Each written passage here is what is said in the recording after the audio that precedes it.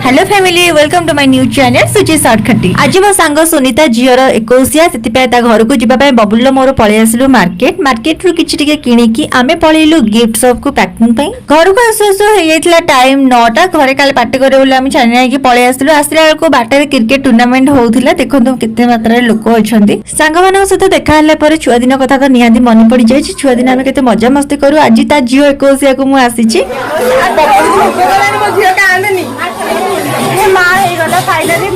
तुमको लज्जा लगुनि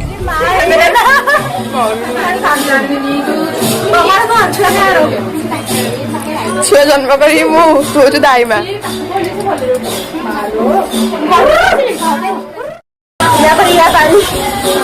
अरे सुन मये सस्पेंड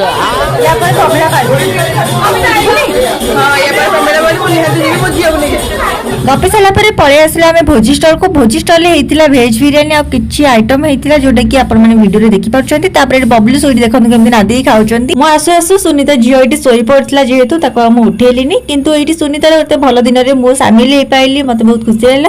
तो आपण माने के वीडियो टी केमति लाइक कमेंट सब्सक्राइब नियत करिवे। जय जगन्नाथ।